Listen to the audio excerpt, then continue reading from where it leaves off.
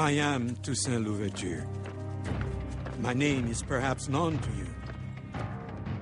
He was called the Black George Washington. He fought off 3 empires and enraged Napoleon.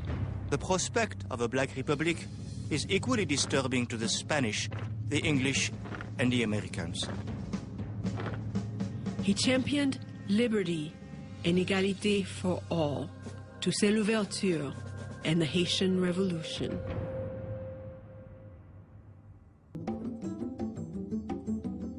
Haiti is always described as the poorest country in the Western Hemisphere. But during its height as Saint-Domingue, it was the richest place in the Americas. The thing about it, though, is that this richness was all rooted in slaves. Its wealth was based on human capital, on owning that human capital. All day, as long as the sun is shining, the men are bending over and swaying a machete at the foot of the sugarcane.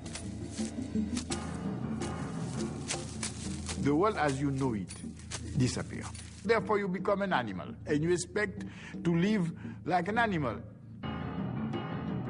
The dominion of the master had to be absolute, but that absoluteness itself made the master into something other than human as well. Liberty, equality, fraternity, that was new for the world. Toussaint Louverture is the epitome of humanity. He realized early on that the condition he was in was totally insufferable.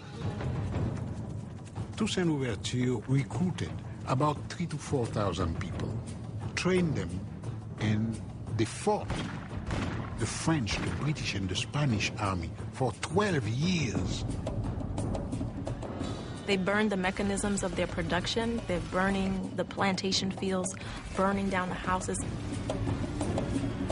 It was a wholesale massacre on a really, really enormous scale.